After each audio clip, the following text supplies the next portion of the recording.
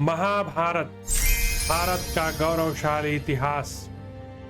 हम कथा सुनाते पांडव सकल महान की। यह महाभारत है पुण्य कथा श्री भगवान की। जम्बू दीपे भरतखंडे आर्यावर्ते भारतवर्षे एक नगरी है विख्यात हस्तिनापुर नाम की। यह जन्म भूमि है पांडव सकल महान की। यह महाभारत है पुण्य कथा श्री भगवान की।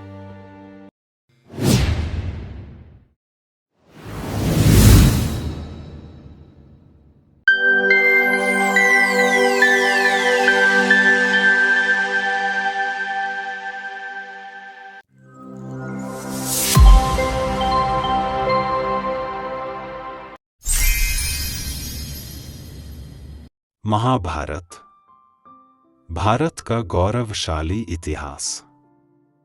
भीष्म पर्व अध्याय 115-116। भीष्म के आदेश से युधिष्ठिर का उन पर आक्रमण तथा कौरव पांडव सैनिकों का भीषण युद्ध। धृतराष्ट्र ने पूछा, संजय, 10वें दिन महापराक्रमी शांतनु कुमार भीष्म ने पांडवों तथा सृजों के साथ किस प्रकार युद्ध किया तथा कौरवों ने पांडवों को युद्ध में किस प्रकार रोका। रणक्षेत्र में शोभा पाने वाले भीष्म के उस महायुद्ध का वृत्तांत मुझसे कहो। संजय ने कहा, भारत, कौरवों ने पांडवों के साथ जो युद्ध किया और जिस प्रकार वह युद्ध हुआ वह सब इस समय बताता हूं। किरीटधारी अर्जुन ने प्रतिदिन अपने उत्तम अस्त्रों द्वारा क्रोध में भरे हुए आपके महारथियों को परलोक में पहुंचाया है। इसी प्रकार युद्ध विजयी कुरुकुल नंदन भीष्म ने भी सदा अपनी प्रतिज्ञा के अनुसार युद्ध में कुंती पुत्रों के सैनिकों का सहार किया है। शत्रुओं को संताप देने वाले नरेश। एक ओर से कौरवों सहित भीष्म युद्ध कर रहे थे और दूसरी ओर से पांचाल देशीय वीरों के सहित अर्जुन उनका सामना कर रहे थे। यह देखकर सबके मन में संशय हो गया कि किस पक्ष की विजय होगी। 10वें दिन भीष्म और अर्जुन के उस युद्ध में निरंतर महाभयंकर जनसंहार होने लगा। राजन, उत्तम अस्त्रों के ज्ञाता तथा शत्रुओं को संताप देने वाले शांतनु नंदन भीष्म ने उस युद्ध में कई अयुत योद्धाओं का संहार कर डाला। भूपाल, जिनके नाम और गोत्र प्रायः अज्ञात थे तथा जो सभी युद्ध में कभी पीठ नहीं दिखाते थे, वे शूरवीर वहां भीष्म के हाथों मारे गए। परंतप इस प्रकार 10 दिनों तक धर्मात्मा भीष्म पांडव सेना को संतप्त करके अंततोगत्वा अपने जीवन से ही ऊब गए। अब वे रणक्षेत्र में सम्मुख रहकर शीघ्र ही अपने वध की इच्छा करने लगे। महाराज, आपके ताऊ महाबाहु देवव्रत ने यह सोचकर कि अब मैं संग्राम में बहुसंख्यक श्रेष्ठ मानवों का वध न करूं, अपने निकटवर्ती पांडुनंदन युधिष्ठिर से इस प्रकार बोले। संपूर्ण शास्त्रों के निपुण विद्वान महाज्ञानी तात युधिष्ठिर, मैं तुम्हें धर्म के अनुकूल तथा स्वर्ग की प्राप्ति कराने वाली एक बात बता रहा हूं। तुम मेरे उस वचन को सुनो। भारत, तात भरत नंदन, अब मैं इस देह से ऊब गया हूं, क्योंकि रणभूमि में बहुत से प्राणियों का वध करते हुए ही मेरा समय बीता है। इसलिए यदि तुम मेरा प्रिय करना चाहते हो तो अर्जुन तथा पांचालों और सृज्यों को आगे करके मेरे वध के लिए प्रयत्न करो। भीष्म के इस अभिप्राय को जानकर सत्यदर्शी पांडुनंदन राजा युधिष्ठिर रणभूमि में सृजवीरों को साथ ले भीष्म की ओर आगे बढ़े। राजन, उस समय भीष्म जी का वह वचन सुनकर धृष्टद्युम्न और पांडुनंदन युधिष्ठिर ने अपनी सेना को आज्ञा दी, वीरों, आगे बढ़ो। युद्ध करो और संग्राम में भीष्म पर विजय पाओ। तुम सब लोग शत्रुविजयी सत्य प्रतिज्ञ अर्जुन के द्वारा सुरक्षित हो। ये महाधनुर्धर सेनापति धृष्टद्युम्न तथा भीमसेन भी सम्रांगण में निश्चय ही तुम सब लोगों की रक्षा करेंगे। सृजय वीरो, आज तुम युद्ध में भीष्म जी से तनिक भी भय न करो। हम शिखंडी को आगे करके भीष्म पर अवश्य ही विजय पाएंगे। तब वे पांडव सैनिक 10वें दिन वैसा ही करने की प्रतिज्ञा करके ब्रह्मलोक को अपना लक्ष्य बनाकर क्रोध से मूर्छित हो शिखंडी तथा पांडुपुत्र अर्जुन को आगे करके आगे बढ़े और भीष्म को मार गिराने का महान प्रयत्न करने लगे। तदंतर आपके पुत्र की आज्ञा पाकर नाना देशों के स्वामी महाबली नरेशगण अपनी विशाल सेना सहित द्रोण तथा अश्वत्थामा के साथ अग्रसर हुए। उस समय वे सब वीर और समस्त भाइयों सहित बलवान दुःशासन समरभूमि में खड़े हुए भीष्म की रक्षा करने लगे। तदंतर आपके पक्ष के शूरवीर सैनिक महाव्रती भीष्म को आगे करके रणक्षेत्र में शिखंडी आदि पांडव सैनिकों के साथ युद्ध करने लगे। वानर चिह्नित ध्वजा से विभूषित अर्जुन ने चेदी तथा पांचाल देश के वीरों के साथ शिखंडी को आगे करके शांतनुनंदन भीष्म पर चढ़ाई की। सात्यकी अश्वत्थामा के साथ, धृष्टकेतु पौरव के साथ तथा मंत्रियों सहित दुर्योधन के साथ अभिमन्यु युद्ध करने लगे। परंतप सेना सहित विराट ने सैनिकों सहित वृद्धक्षत्र के पुत्र जयद्रथ पर आक्रमण किया। युधिष्ठिर ने महाधनुर्धर मद्रराज शल्य तथा उनकी सेना पर धावा किया। सब ओर से सुरक्षित हुए भीमसेन हाथियों की सेना पर टूट पड़े। समस्त शस्त्रधारियों में श्रेष्ठ, अनिवार्य और दुर्धर्ष वीर अश्वत्थामा पर भाइयों सहित धृष्टद्युम्न ने प्रयत्नपूर्वक आक्रमण किया। कर्णिकार के चिन्ह से युक्त ध्वज वाले सुभद्रा कुमार अभिमन्यु पर सिंह चिन्हित ध्वजा वाले शत्रुघ्न राजकुमार बृहद्बल ने आक्रमण किया। शिखंडी तथा पांडुपुत्र अर्जुन पर आपके पुत्रों ने समस्त राजाओं को साथ लेकर युद्ध स्थल में आक्रमण किया। वे उन दोनों को मार डालना चाहते थे। इस प्रकार उन दोनों सेनाओं के वीर जब अत्यंत भयानक पराक्रम प्रकट करने लगे और समस्त सैनिक इधर उधर दौड़ने लगे, उस समय यह सारी पृथ्वी कांपने लगी। भारत, आपके और शत्रु पक्ष के सब सैनिक युद्ध में शांतनुनंदन भीष्म को देखकर विरोधी सैनिकों के साथ जमकर युद्ध करने लगे। भरत नंदन, एक दूसरे पर धावा करने वाले उन संतप्त सैनिकों का महान कोलाहल संपूर्ण दिशाओं में व्याप्त हो गया। शंखों और दुंदुभियों का गंभीर घोष तथा हाथियों की गर्जना के साथ सैनिकों का सिंहनाद बड़ा भयंकर जान पड़ता था। समस्त राजाओं की चंद्रमा और सूर्य के समान प्रकाशित होने वाली प्रभा वीरों के अंगद और किरीटों के सामने अत्यंत फीकी पड़ गई। धूल मेघों की घटा सी छा गई। उसमें अस्त्र शस्त्रों की चमक बिजली की प्रभा के समान व्याप्त हो रही थी। धनुषों की टंकार ध्वनि अत्यंत भयंकर प्रतीत होने लगी। बाणों, शंखों तथा भेरियों के सम्मिलित शब्द जोर जोर से सुनाई देने लगे। साथ ही दोनों सेनाओं में रथों की घरघराहट भी दूर तक फैलने लगी। दोनों सेनाओं के प्रास, शक्ति, रिष्टि और बाणों के समुदायों से भरा हुआ वहां का आकाश प्रकाशहीन सा जान पड़ता था। उस महास्मर में रथी और घोड़े एक दूसरे पर टूटे पड़ते थे। हाथी हाथियों को और पैदल पैदल सिपाहियों को मार रहे थे। पुरुष सिंह, जैसे मांस के टुकड़े के लिए दो शैन पक्षी आपस में लड़ते हैं, उसी प्रकार वहां भीष्म के लिए कौरवों का पांडवों के साथ बड़ा भारी युद्ध हो रहा था। उस महासमर में एक दूसरे के वध के लिए एकत्र हुए विजयाभिलाषी सैनिकों का बड़ा भयंकर संग्राम हुआ। इस प्रकार श्री महाभारत भीष्म पर्व के अंतर्गत भीष्मवध पर्व में भीष्म का उपदेश विषयक 115वां अध्याय पूरा हुआ। कौरव पांडव महारथियों के द्वंद्व युद्ध का वर्णन तथा भीष्म का पराक्रम। अध्याय 116। संजय कहते हैं, महाराज, भीष्म जी को पराजित करने के लिए पराक्रमी अभिमन्यु ने विशाल सेना सहित आए हुए आपके पुत्र के साथ युद्ध आरंभ किया। दुर्योधन ने रणक्षेत्र में झुकी हुई गांठ वाले 9 बाणों से अभिमन्यु की छाती में गहरी चोट पहुंचाई। फिर कुपित होकर उसने उन्हें 3 बाण और मारे।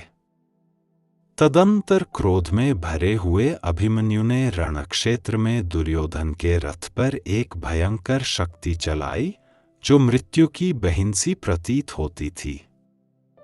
प्रजानाथ, उस भयंकर शक्ति को सहसा अपनी ओर आती देख आपके महारथी पुत्र दुर्योधन ने एक क्षुरप्र के द्वारा उसके 2 टुकड़े कर डाले। उस शक्ति को गिरी हुई देख अत्यंत क्रोध में भरे हुए अर्जुन कुमार ने दुर्योधन की छाती तथा भुजाओं में चोट पहुंचाई। भरत श्रेष्ठ, तदंतर भरत कुल के महारथी वीर अभिमन्यु ने पुनः दुर्योधन की छाती में 10 भयानक बाण मारे। भरत नंदन, उन दोनों का वह भयंकर युद्ध विचित्र एवं संपूर्ण इंद्रियों को प्रसन्न करने वाला था। समस्त भूपाल उस युद्ध की प्रशंसा करते थे। भीष्म के वध और अर्जुन की विजय के लिए उस युद्ध के मैदान में सुभद्रा कुमार अभिमन्यु और कुरुश्रेष्ठ दुर्योधन, ये दोनों वीर युद्ध कर रहे थे। दूसरी ओर शत्रुओं को संताप देने वाले ब्राह्मण शिरोमणि द्रोणपुत्र अश्वत्थामा ने कुपित हो युद्ध में अत्यंत वेगशाली सात्यकी को लक्ष्य करके उनकी छाती में एक नाराज से प्रहार किया। भारत, तब अनंत आत्मबल से संपन्न सात्यकी ने भी गुरुपुत्र अश्वत्थामा के संपूर्ण मर्मस्थानों में 9 कंकपत्र युक्त बाण मारे। अश्वत्थामा ने समर भूमि में सात्यकी को पहले 9 बाणों से घायल करके फिर तुरंत ही 30 बाणों द्वारा उनकी भुजाओं तथा छाती में गहरी चोट पहुंचाई। द्रोणपुत्र अश्वत्थामा के द्वारा अत्यंत घायल होकर महायशस्वी महाधनुर्धर सात्यकी ने 3 बाणों से उसे भी घायल कर दिया। महारथी पौरव ने युद्ध में महाधनुर्धर धृष्टकेतु को बाणों द्वारा आच्छादित करके उन्हें बारंबार घायल किया। उसी प्रकार महारथी महाबाहु धृष्टकेतु ने युद्ध स्थल में 30 पैने बाणों द्वारा पौरव को भी तुरंत ही घायल कर दिया।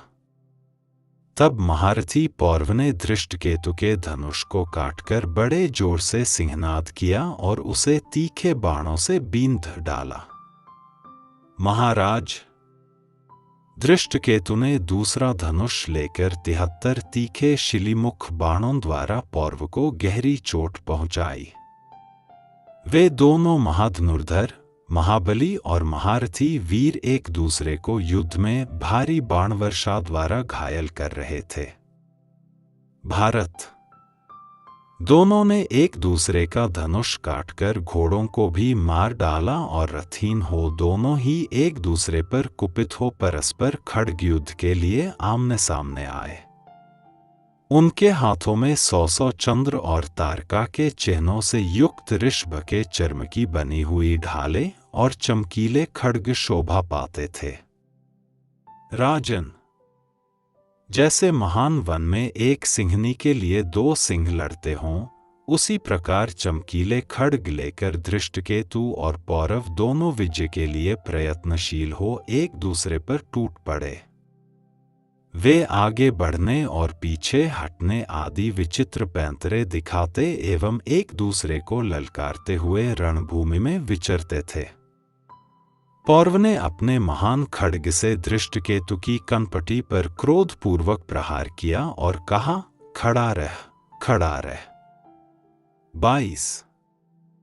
तब चेदिराज धृष्टकेतु ने भी समर में पुरुषरत्न पौरव के गले की हंसली पर तीखी धार वाले महान खड्ग से गहरी चोट पहुंचाई।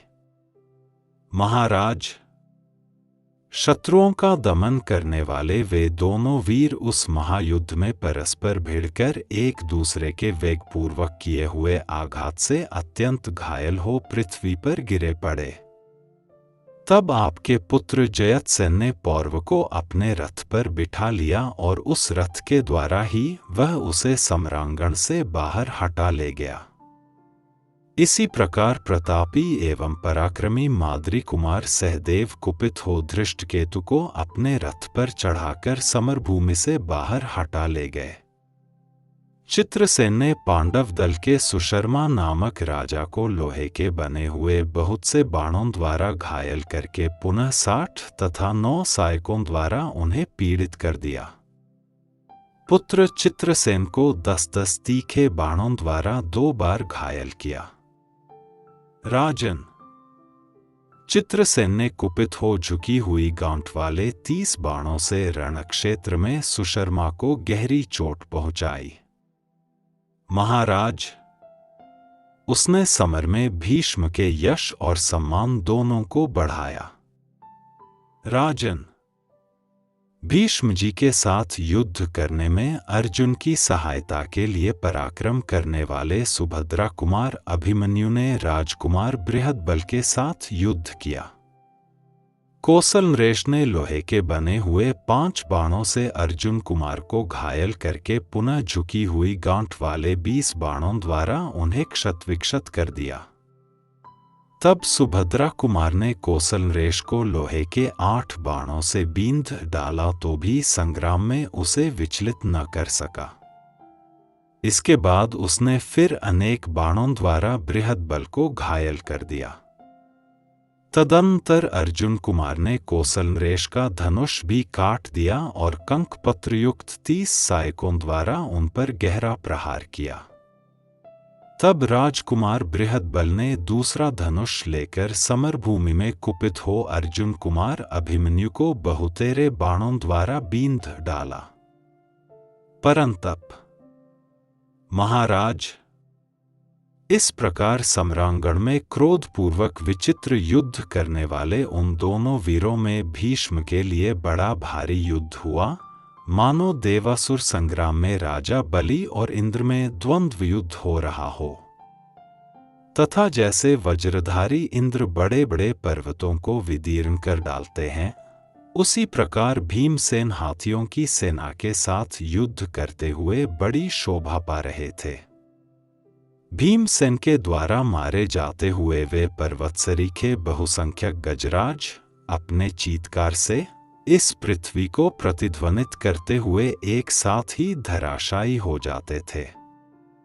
कटे हुए कोयले की राशि के समान काले और गिरिराज के समान ऊंचे शरीर वाले वे हाथी पृथ्वी पर गिरकर इधर-उधर बिखरे हुए पर्वतों के समान शोभा पाते थे।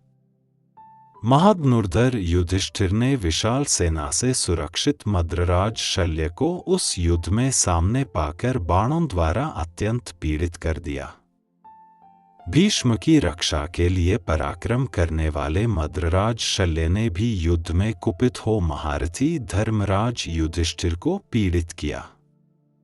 सिंधुराज जयद्रथ ने झुकी हुई गांठ वाले 9 तीखे सहायकों द्वारा राजा विराट को घायल करके पुनः उन्हें 30 बाण मारे। महाराज, सेनापति विराट ने भी सिंधुराज जयद्रथ की छाती में 30 तीखे बाणों द्वारा गहरी चोट पहुंचाई। उस संग्राम में मत्स्यराज और सिंधुराज दोनों के ही धनुष और खड्ग विचित्र थे। दोनों ने विचित्र कवच, आयुध और ध्वज धारण किए थे। वे दोनों ही विचित्र रूप धारण करके बड़ी शोभा पा रहे थे। द्रोणाचार्य ने उस महासमर में पांचाल राजकुमार धृष्टद्युम्न से भिड़कर झुकी हुई गांठ वाले बहुसंख्यक बाणों द्वारा बड़ा भारी युद्ध किया। महाराज, तत्पश्चात द्रोणाचार्य ने धृष्टद्युम्न के विशाल धनुष को काटकर 50 बाणों द्वारा उन्हें बींध डाला। तब शत्रुवीरों का संहार करने वाले धृष्टद्युम्न ने दूसरा धनुष लेकर रणभूमि में द्रोणाचार्य देखते देखते उनके ऊपर बहुत से बाण चलाए। तदंतर महारथी द्रोण ने अपने बाणों के आघात से धृष्टद्युम्न के सारे बाणों को काट दिया और द्रुपद पुत्र पर 5 बाण चलाए। महाराज, तब शत्रुवीरों का संहार करने वाले धृष्टद्युम्न ने कुपित हो द्रोणाचार्य पर गदा चलाई, जो रणभूमि में यमदंड के समान भयंकर थी। उस स्वर्ण पत्र विभूषित गदा को सहसा अपनी ओर आती देख द्रोणाचार्य ने युद्ध स्थल में 50 बाण मारकर उसे दूर गिरा दिया। राजन, द्रोणाचार्य के धनुष से छूटे हुए उन बाणों द्वारा नाना प्रकार से छिन्न भिन्न हुई वह गदा चूर चूर होकर पृथ्वी पर बिखर गई। अपनी गदा को निष्फल हुई देख शत्रुओं को संताप देने वाले धृष्टद्युम्न ने द्रोण के ऊपर पूर्णतः लोहे की बनी हुई सुंदर शक्ति चलाई। भारत, द्रोणाचार्य ने युद्ध स्थल में 9 बाण मारकर उस शक्ति के टुकड़े टुकड़े कर दिए और महाधनुर्धर धृष्टद्युम्न को भी उस रणक्षेत्र में बहुत पीड़ित किया। महाराज, इस प्रकार द्रोणाचार्य और धृष्टद्युम्न में भीष्म के लिए यह घोर रूप एवं भयानक महायुद्ध हुआ। अर्जुन ने गंगानंदन भीष्म के निकट पहुंचकर उन्हें तीखे बाणों द्वारा पीड़ित करते हुए बड़ी सावधानी के साथ उन पर चढ़ाई की। ठीक वैसे ही जैसे वन में कोई मतवाला हाथी किसी मदोन्मत्त गजराज पर आक्रमण कर रहा हो। तब प्रतापी एवं महाबली राजा भगदत्त ने मदांध गजराज पर आरूढ़ हो अर्जुन के ऊपर धावा किया। उस हाथी के कुंभस्थल में 3 जगह से मद की धारा चू रही थी। देवराज इंद्र के ऐरावत हाथी के समान उस गजराज को सहसा आते देख अर्जुन ने बड़ा यत्न करके उसका सामना किया। तब हाथी पर बैठे हुए प्रतापी राजा भगदत्त ने युद्ध में बाणों की वर्षा करके अर्जुन को आगे बढ़ने से रोक दिया। अर्जुन ने भी अपने सामने आते हुए उस हाथी को चांदी के समान चमकीले लोहमय तीखे बाणों द्वारा उस महासमर में बींध डाला। महाराज, कुंती कुमार अर्जुन शिखंडी को बार बार यह प्रेरणा देते और कहते थे कि तुम भीष्म की ओर बढ़ो और इन्हें मार डालो। पांडु के ज्येष्ठ भ्राता महाराज, तदंतर प्रागज्योतिष नरेश भगदत्त पांडुनंदन अर्जुन को छोड़कर तुरंत ही द्रुपद के रथ की ओर चल दिए। महाराज, तब अर्जुन ने शिखंडी को आगे करके बड़े वेग से भीष्म पर धावा किया। फिर तो भारी युद्ध छिड़ गया। तदंतर युद्ध में आपके शूरवीर सैनिक कोलाहल करते और ललकारते हुए वेगशाली पांडुकुमार अर्जुन की ओर दौड़ पड़े। वह एक अद्भुत सी बात थी। जनेश्वर, जैसे आकाश में फैले हुए बादलों को हवा छिन्न भिन्न कर देती है, उसी प्रकार अर्जुन ने उस अवसर पर आपके पुत्रों की विविध सेनाओं को विनष्ट कर दिया। वे अग्नि के समान प्रज्वलित हो समरभूमि में क्षत्रियों को दग्ध कर रहे थे। रथ ही अग्निशाला थी, धनुष लपट के समान प्रतीत होता था, खड्ग, शक्ति और गदाएं ईंधन का काम दे रही थीं, बाणों का समुदाय ही उस अग्नि की महाज्वाला थी। जैसे प्रज्वलित अग्नि वायु का सहारा पाकर घासफूस के जंगल में विचरती है, इसी प्रकार दिव्यास्त्रों का प्रयोग करते हुए भीष्म जी भी शत्रु सेना में प्रज्वलित हो रहे थे। भीष्म ने युद्ध में अर्जुन का अनुसरण करने वाले सोमुखवंशियों को भी बाणों द्वारा गहरी चोट पहुंचाई। साथ ही उन महारथी वीर ने पांडुनंदन युधिष्ठिर की सेना को भी आगे बढ़ने से रोक दिया। झुकी हुई गांठ वाले सुवर्ण पंखयुक्त तीखे बाणों द्वारा शत्रुओं को मारकर भीष्म उस महायुद्ध में संपूर्ण दिशाओं और विदिशाओं को भी शब्दायमान करने लगे। राजन, रथियों को गिराकर और सवारों सहित घोड़ों को मारकर उन्होंने रथों के समुदाय को मुंडित ताड़वन के समान कर दिया। नरेश्वर, समस्त शस्त्रधारियों में श्रेष्ठ भीष्म ने उस सम्रांगण में रथों, हाथियों और घोड़ों को मनुष्यों से शून्य कर दिया। राजन, वज्र की गड़गड़ाहट के समान उनके धनुष की प्रत्यंचा की टंकार ध्वनि सुनकर सब ओर के सैनिक कांपने लगे। मनुजेश्वर, आपके ताव के द्वारा चलाए हुए बाण कभी खाली नहीं जाते थे। भीष्म के धनुष से छूटे हुए सहायक मनुष्यों के शरीरों में नहीं अटकते थे। प्रजानाथ, हमने तेज घोड़ों से जुते हुए बहुत से ऐसे रथ देखे जिनमें कोई मनुष्य नहीं था और वे रथ वायु के समान शीघ्र गति से इधर उधर खींचकर ले जाए जा रहे थे।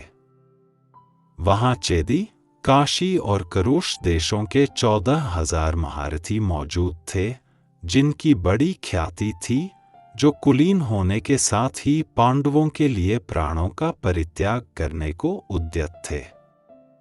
वे युद्ध से पीठ न दिखाने वाले, शौर्य संपन्न तथा सुवर्णमय ध्वज धारण करने वाले थे। वे सबके सब युद्ध में मुंह फैलाए हुए काल के समान भीष्म के पास पहुंचकर घोड़े, रथ और हाथियों सहित परलोक के पथिक हो गए। राजन, उस समय सोमकों में एक भी महारथी ऐसा नहीं था जो युद्ध भूमि में भीष्म के पास पहुंचकर अपने मन में जीवन रक्षा की आशा रखता हो। उस समय लोगों ने भीष्म का अद्भुत पराक्रम देखकर यह मान लिया कि युद्ध के मैदान में जितने योद्धा उपस्थित हैं, वे सब यमराज के लोक में गए हुए के ही समान हैं। उस समय श्री कृष्ण जिनके सारथी थे और श्वेत घोड़े जिनके रथ में जुते हुए थे, उन पांडुनंदन वीर अर्जुन को तथा अमित तेजस्वी पांचाल राजपुत्र शिखंडी को छोड़कर दूसरा कोई महारथी ऐसा नहीं था जो सम्रांगण में भीष्म के सामने जाने का साहस करता। इस प्रकार श्री महाभारत भीष्म पर्व के अंतर्गत भीष्मवध पर्व में संकुल युद्ध विषयक 116वां अध्याय पूरा हुआ।